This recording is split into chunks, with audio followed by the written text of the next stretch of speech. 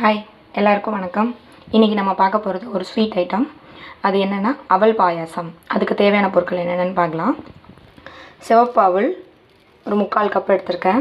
தேவையான அளவு ஏலக்காய் தூள், உங்கள் இனிப்புக்கு தேவையான அளவு நாட்டு சர்க்கரை, தேங்காய் பால். இது எப்படி பண்ணுறதுன்னு இப்போ பார்க்கலாம்.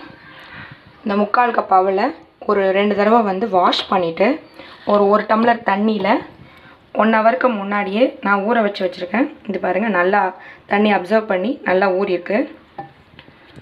இதை இப்போ ஒரு மிக்ஸி ஜாரில் மாற்றிக்கலாம்.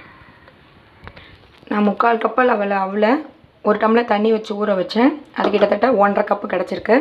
அதை இப்போ ஒரு மிக்ஸி ஜாரில் நான் போட்டிருக்கேன். இப்போ இது ஒரு அடி அடிச்சிட்டு வந்துடும். இதை இப்படி 1-2 அரைச்சிட்டு இதில் நம்ம எடுத்து வச்சுருக்கிற ஏலக்காய் தூள்,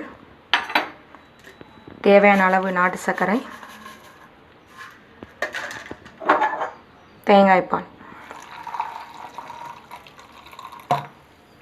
தேவைன்னா அப்புறமா தேங்காய் பால் ஊற்றிக்கலாம்.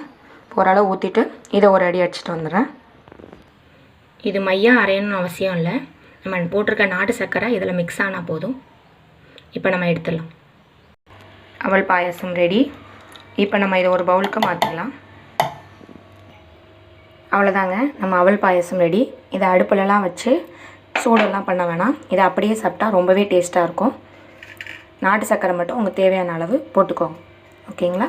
ரொம்ப ஈஸியான டிஷ். கண்டிப்பாக எல்லோரும் ட்ரை பண்ணிவிட்டு உங்கள் கமெண்ட்டை எனக்கு சென்ட் பண்ணுங்கள். பிடிச்சிருந்தால் லைக் பண்ணுங்கள், சப்ஸ்கிரைப் பண்ணுங்கள், மறக்காமல் பெல் பட்டனை அமுக்கு. தேங்க்யூ.